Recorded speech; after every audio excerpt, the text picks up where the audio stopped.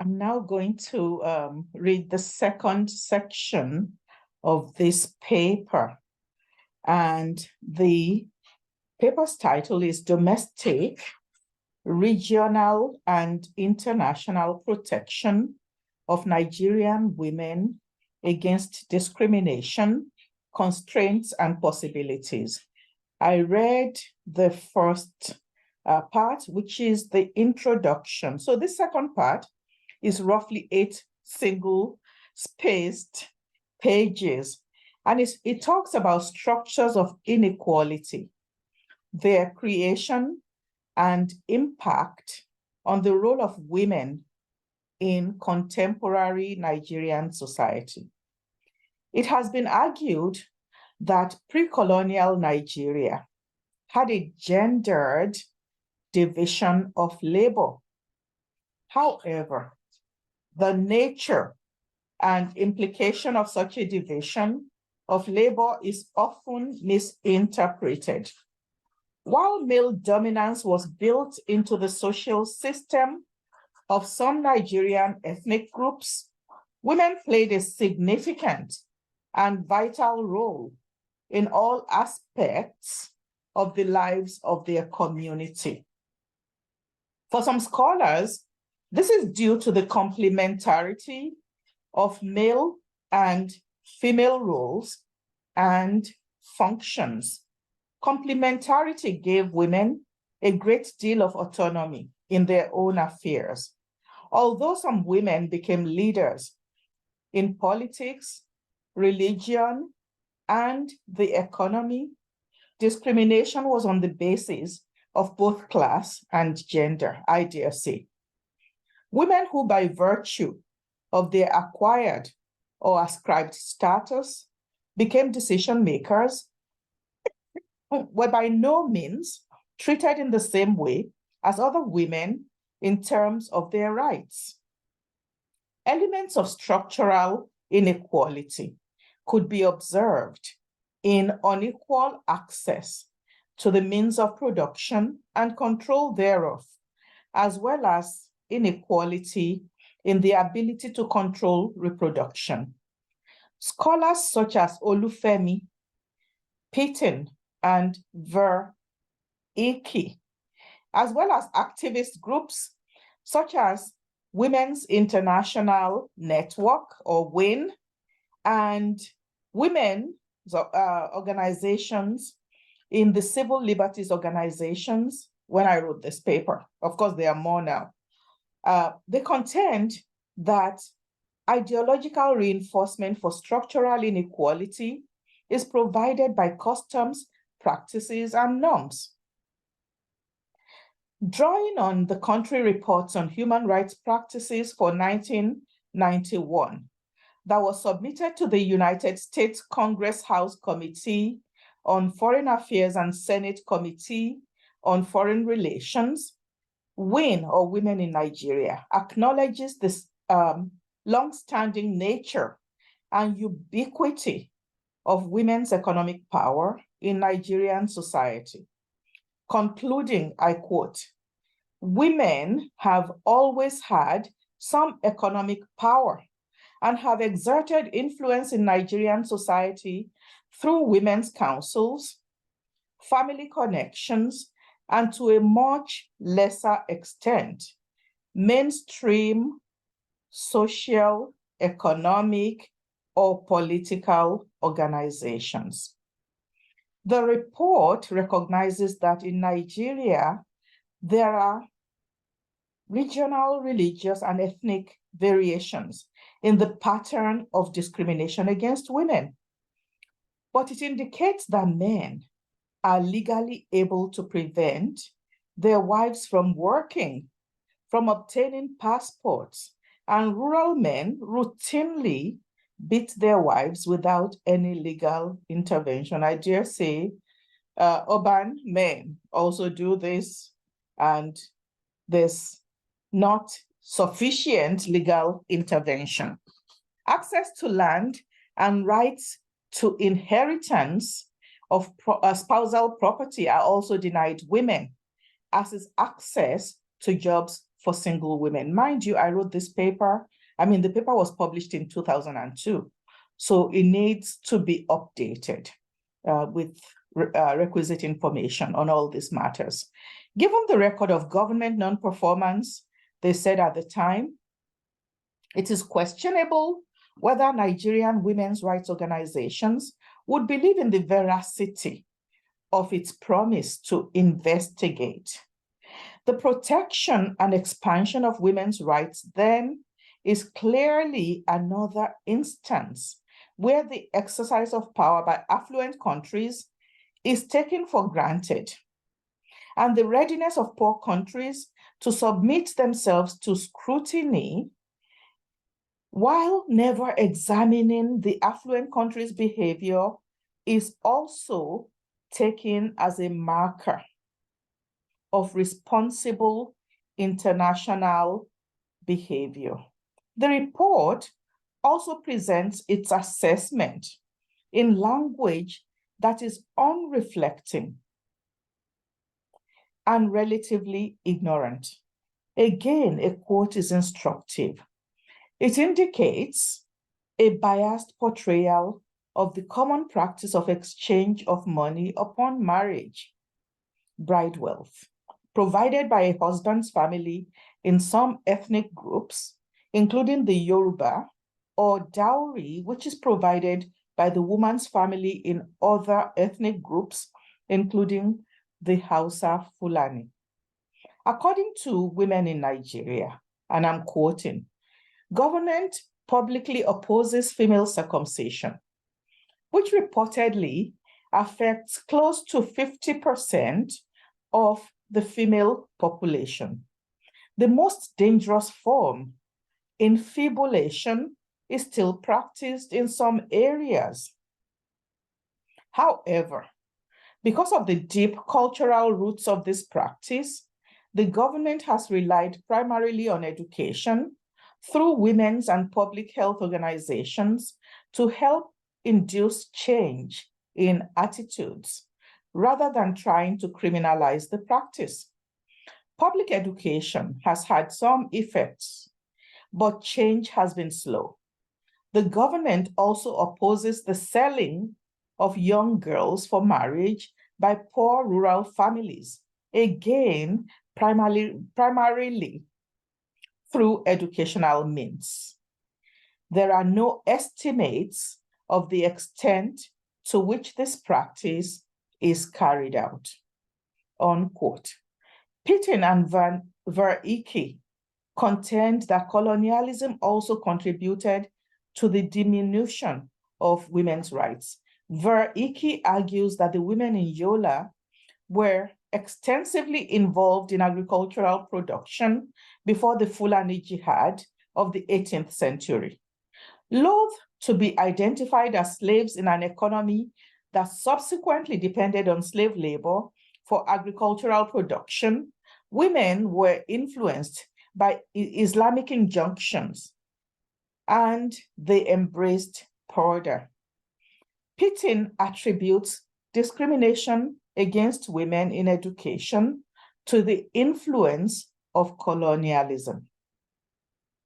In response to the debate over pre-colonial women's access to education, Pittin says, and I quote, "The extent to which less high-born Muslim women in the pre-colonial period had access to any education, much less the opportunity to pursue it, is still shrouded in the mists of history.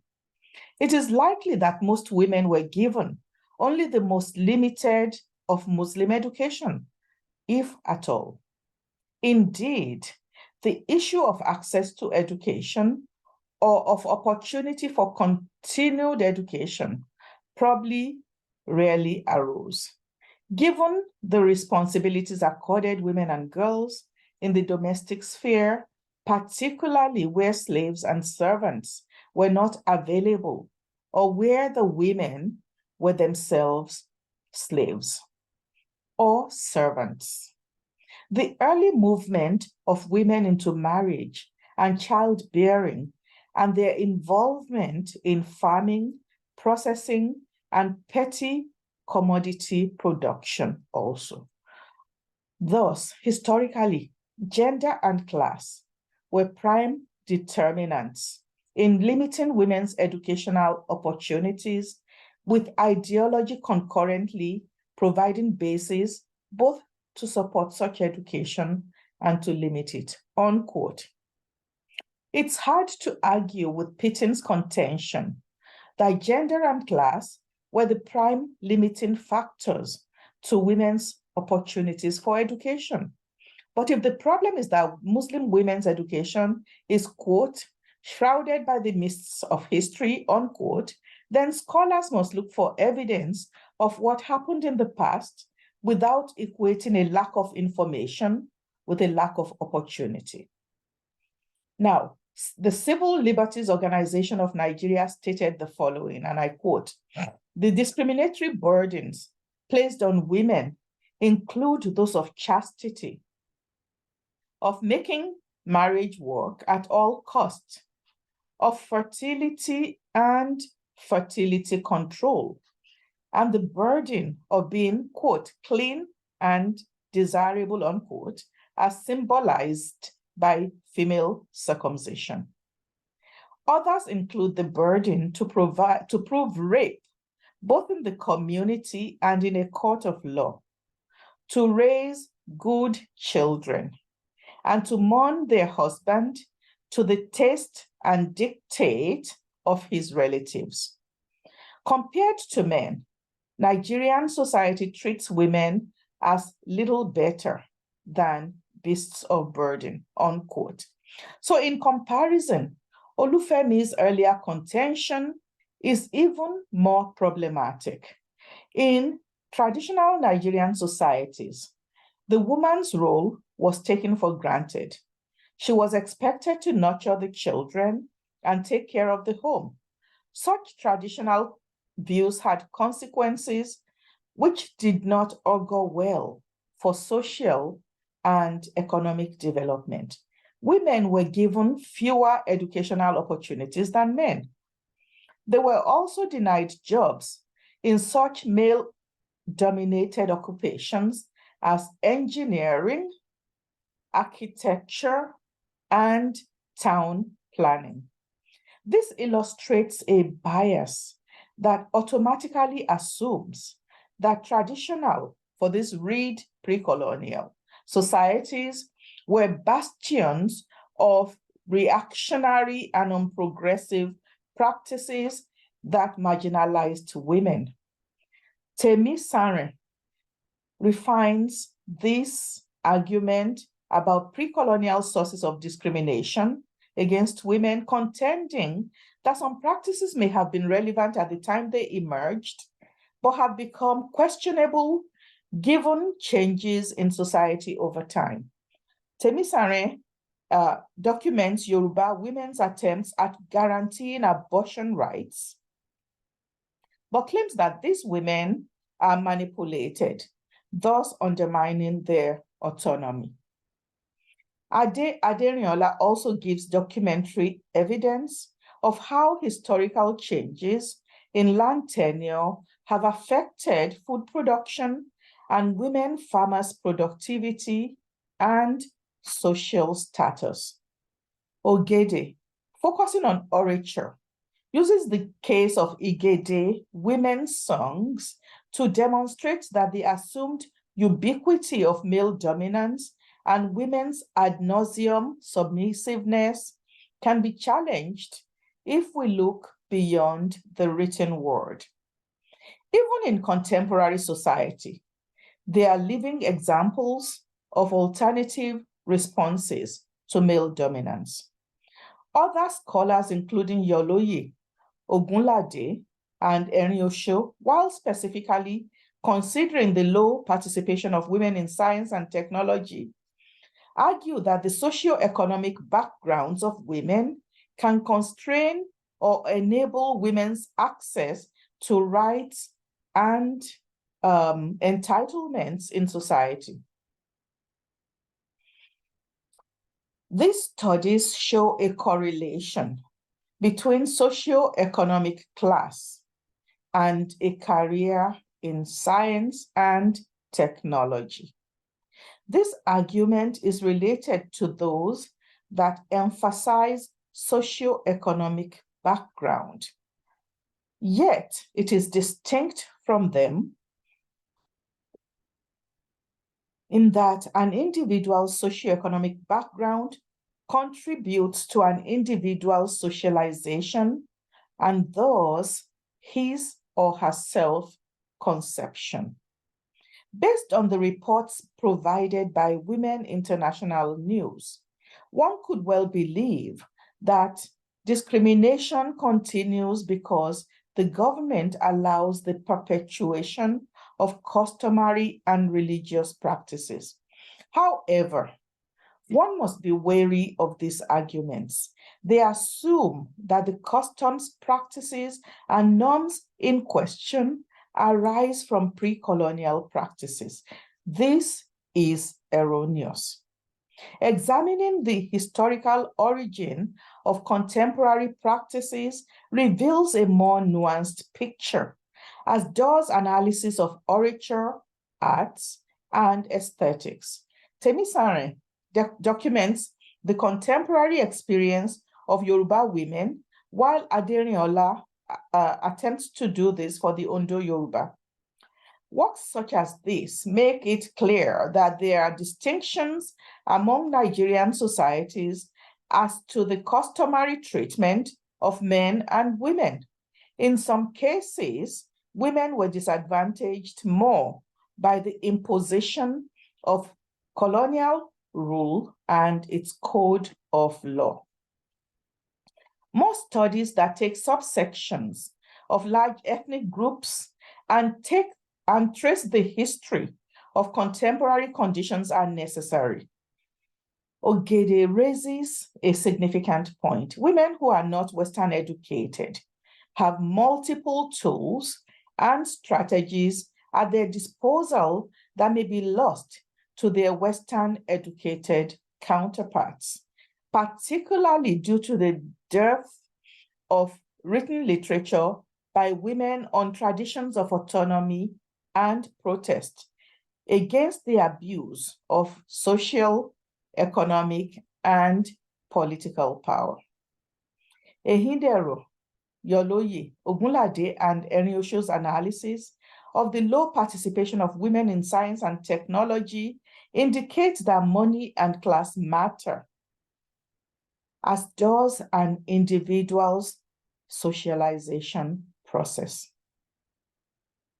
Still, much of the literature on women's rights tends to lay the blame for continued discrimination against women at the feet of amorphously defined traditions, understood as rigid artifacts of a distant and brutal past. Alele Williams, in considering the discrimination against women in science and technology careers, argues that structural standards, values, and practices structure beliefs about gender roles and the production of knowledge.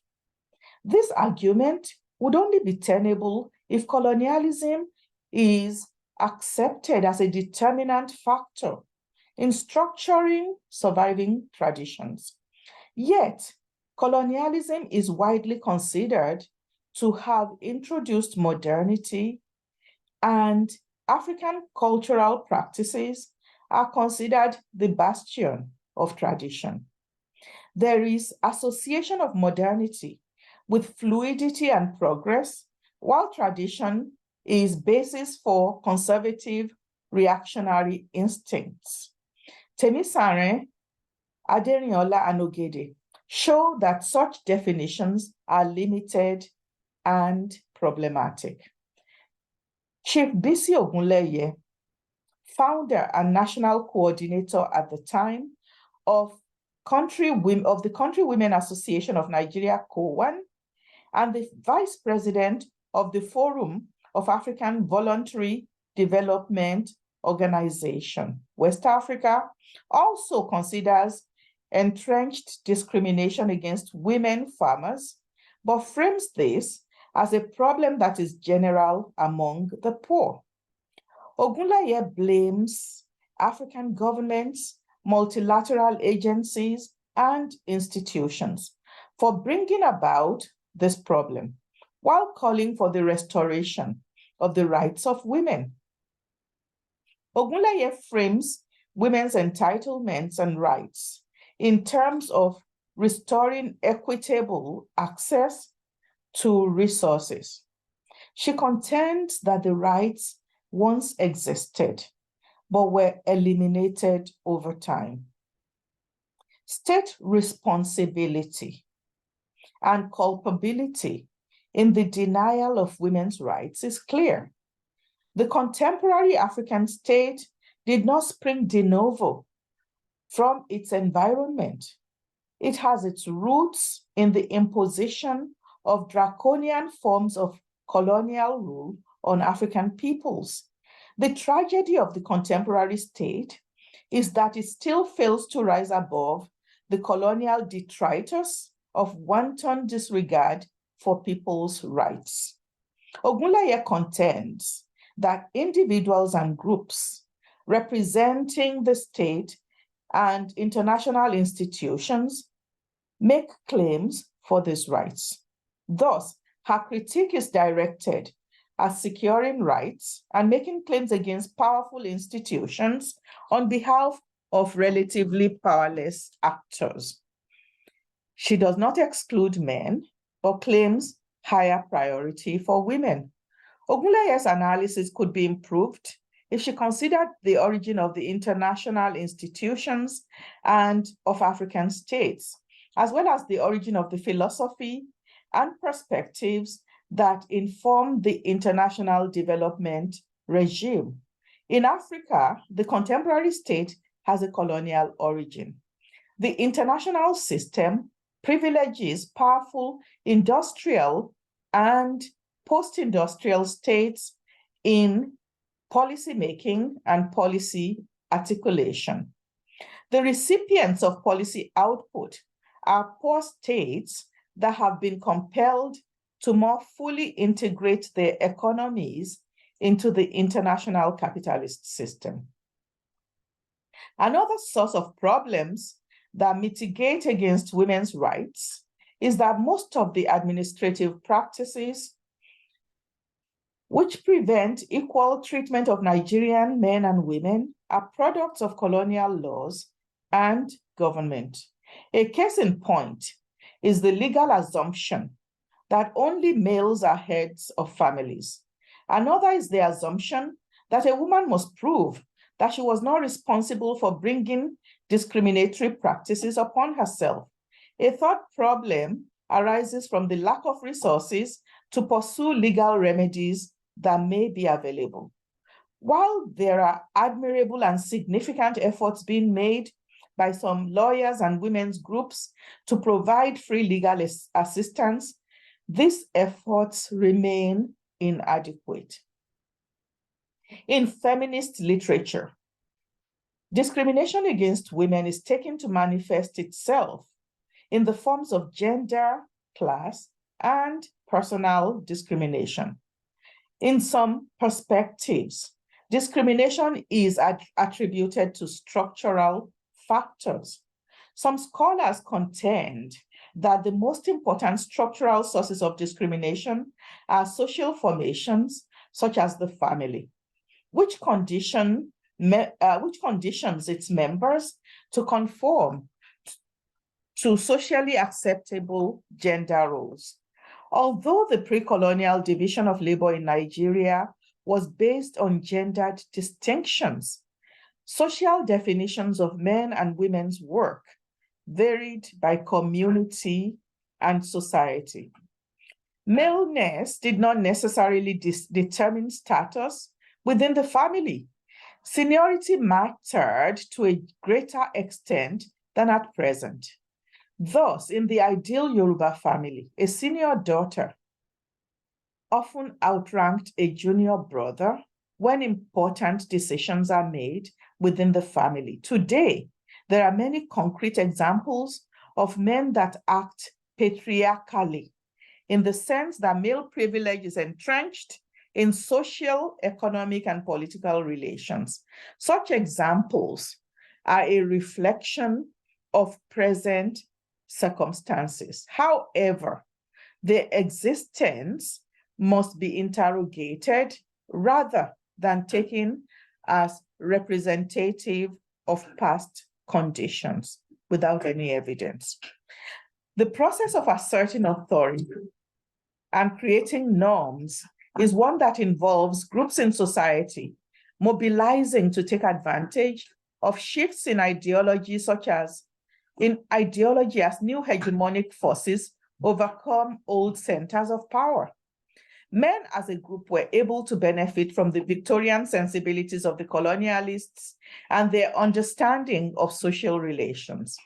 The Victorian mindset situated men and women differently in social, political, and economic relations. Men were expected to be in the public sphere and women in the private. Men could hold positions of power, and women were expected to support them by taking care of the household. The fact that women had been active in producing, decision-making, trading, and food processing, as well as in childbearing, was not recognized. In addition, elders were privileged more than the young, and husbands were more privileged than wives. The significance of social differences between Victorian and African societies is illustrated by the Yoruba and Igbo. In these societies, not only men were husbands, all the members of the patrilineage into which a woman married, male and female, stood as husbands in relationship to her. Relationships such as these are, however, not sexual. In addition, the relationships should not always be conceptualized in terms of gender. There is ample evidence of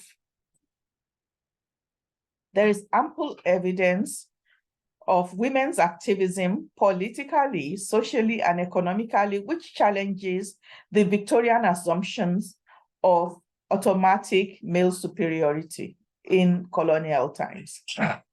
The ideological dimension of discrimination becomes evident when one considers the extent to which the discourse on rights is shaped by the language, ethics, and moral judgments adopted from the West. The meanings, ideals, and practices of non-Western peoples tend to be viewed through the lens of the West and assessed through theories derived from Western historical perspective. Paradoxically, activist groups and scholars that support the expansion and promotion of women's rights are thus subject to the pitfalls that come with drawing on such traditions. Negative stereotypes on the role of women in pre-colonial society are stressed, even by scholars and activists who claim to be pro-feminist. In an attempt to promote and defend women's rights, Women's International news reports spotlight the problems without sufficiently highlighting the achievements of women or the rights that they enjoy already. Since Western interpretations are privileged, Western scholars and activists set the agenda on important issues or of important issues. Women's rights groups in Nigeria that are sponsored by Western feminist groups often pursue this agenda. The terrain of rights and their defense then tends to look highly homogeneous. Dissenting voices and alternative strategies are shut out. not only when it comes to fighting against institutionalized abusive practices, but even when it comes to interrogating reality and setting priorities.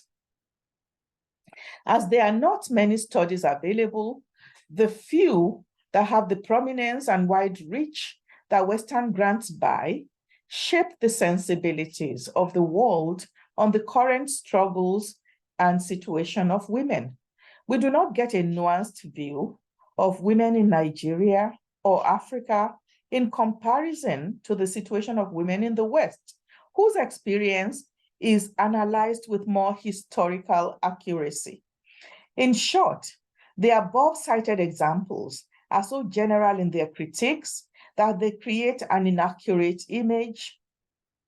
And although Nigerian women are portrayed as excluded from most decision-making roles in society, evidence exists of opportunities for women to participate in decision-making leadership roles that parallel those of men.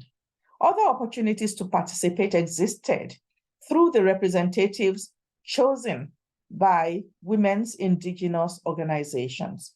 Women within the family had to combine productive work with reproductive labor, but were able to take advantage of help from the extended family, including the polygynous family unit, which reduced some of the burden of a double workload.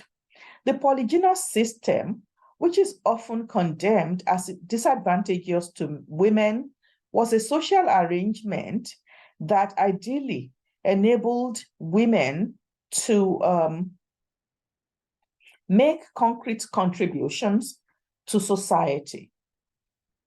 For example, although women may not receive the benefits of monogamy, freedom from being the sole nurturer of husband and children freed them up for trade, politics, and religious leadership. The imposition of colonialism, like the earlier influx of Islam, caused the contraction of opportunities available to women to play leadership roles. However, women drew upon their pre-colonial forms of organization, sometimes, to organize the mode and content of their political participation within the colonial system. Provisions were also made in pre-colonial Nigerian societies for conflict resolution in which all members of society could participate. Moreover, polygynous relationships were not unregulated. Even in contemporary times, some women voluntarily choose to be part of these structures and argue that the benefits outweigh the costs.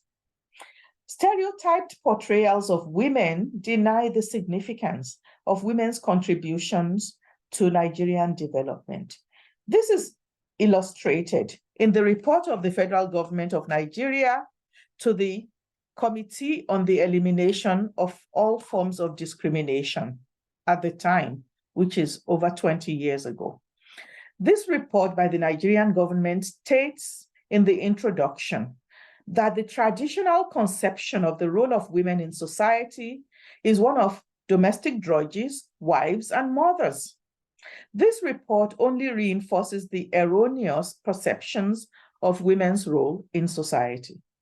On the contrary, according to traditional ideals and mores, women are valued as powerful by virtue of their being the bearers of fertility.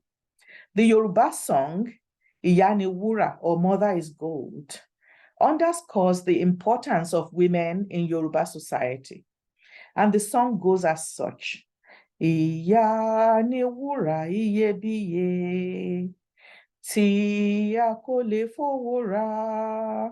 Ìyá ni wúrà iyebíye, tí a kò lè fowó rà. Ó lóyún mi lẹ́sàn mẹ́wàá, ó pọ́n mi fọ́dún mẹ́ta. Ìyá, ó ṣe òkú iṣẹ́ mi. Èmi kò lè búyà mi, and the translation is, mother is valuable gold that cannot be purchased with money. She carried me in her womb for 9, 10 months. She carried me on her back for 3 years. Mother, thank you for laboring for me. I cannot abuse my mother, that is verbally. Meanwhile, a Yoruba proverb says, Ìyá ni wúrà, bàbá ni jígí, mother is gold, father is a mirror. This underscores the value of the mother to her children and also says something about the role of women in Yoruba society. Compared to a fragile, breakable relationship with the father, the relationship of mother to child is durable. Similar reverence of the mother is found among other Nigerian ethnic groups. Opportunities existed for women in pre-colonial Nigerian society to take leadership roles in politics, religion, social, and economic life.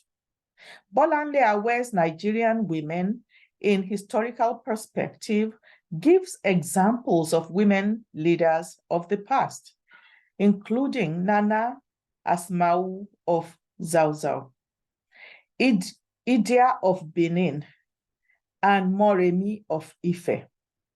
Numerous legends and oral traditions also point to the power of women in pre-colonial Nigerian society. For example, the Yoruba pantheon of deities is composed of both male and many female deities.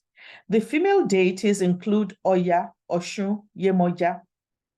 In the worship of these deities, many opportunities exist for women to lead. There were many powerful female public officials as well. Pre-colonial Nigerian societies were structured around kinship, which determined the productive and reproductive role of the individual in society. Childbearing was central to the worth of a woman. Since children were regarded as economic assets, polygyny was encouraged, and generally more children meant more power within society. There were, however, opportunities for women to surmount problems arising from childlessness.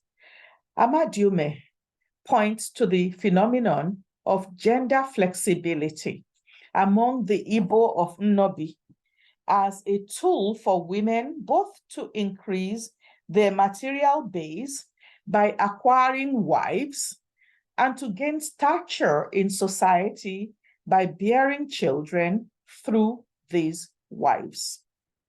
The institutions of female husband and male daughters among the Igbo of Nnobi allowed women not to have sexual relations with women whom they marry, but to claim the children born by these women, in effect, gaining power and control over resources, including children. This enabled them to surmount the social stigma attached to childlessness, as well as enhance their productive capabilities. Fostering children with women who were childless also enabled women to adjust their position within society. Among the Yoruba and Hausa Fulani, fostering of the children of relatives provides opportunities for childless women to play mothering roles. During the colonial period, most elements of the kinship support system changed. Customary law was not necessarily the expression of the mores, values, and standards of a community. Customary law was heavily informed by colonial misconceptions. Customary law was always in flux, enabling it to respond to changes in society. Formalizing it introduced the maybe unintended consequence that customary law became unable to effectively respond to changes in the wider world. This is now seen in divorce cases involving childless women. A man may claim the return of full bride wealth paid for a childless woman, while deductions are made if a woman has had children. The childless woman is measured against women that have children. The stigma attached to the childless woman is extended to her family by association. As previously mentioned, in pre-colonial societies, childless women could avail themselves of several opportunities to become mothers. Today, not so much. Access to the means of production is an important indicator of the rights of women in society. Many claims are made by contemporary analysts, activists, and scholars about the pre-colonial roots of institutionalized denial to means of production in Nigerian society. In pre-colonial times, women generally had access to land, which they could cultivate. However, the right to dispose of that land was vested in the head of the family.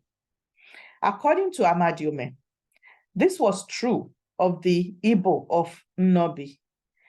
However, it was more possible for women to take advantage of customary loopholes, such as the aforementioned flexible gender system among the Igbo, in order to gain power within a social system which conferred more power on males than females.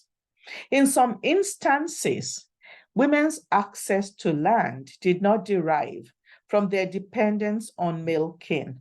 Among the Igbo of Onitsha,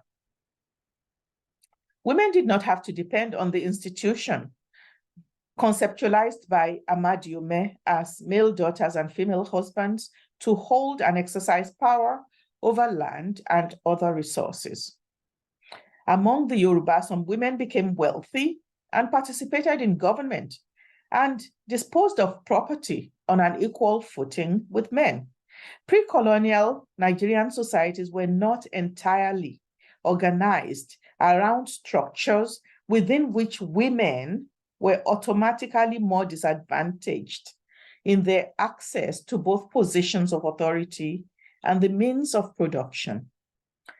Under colonial rule, women lost a great deal of authority and the opportunity to participate in decision-making due to their exclusion from all levels of administration. They also lost maneuverability because the male-dominated elements of society were stressed above all others and applied in social, economic, and political life. Education, although generally considered to emancipate women from traditional oppression, did not always have this result, as colonial education emphasized preparing women for domestic rather than leadership roles within society. There is also evidence that in pre-colonial Nigerian society, many women of economic and political prominence gained positions either through achievement or as rewards. Under colonial rule, the opportunity for such upward mobility was considerably diminished. According to Nina Emma Mba, some women were able to become more involved in trade. However, many areas of the economy that were previously reserved for women were taken over by men, and the imposition of a cash economy as well as new European firms caused a reversal of their fortunes. The spread of Christianity also undercut the higher status that women had previously in pre-colonial religion. In a struggle to reassert their former prominence in religion, Christian women converts in indigenous churches used the churches to regain some of their pre-colonial status. Under British colonial rule, de jure property rights replaced de facto rights. But the extent to which de jure rights made practical improvements in women's lives is, however, questionable.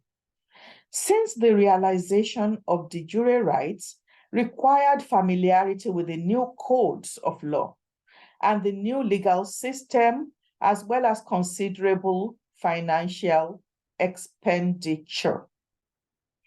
The origin of structures of inequality that lead to discrimination against women are therefore found in pre-colonial societies with predominantly male-dominant systems.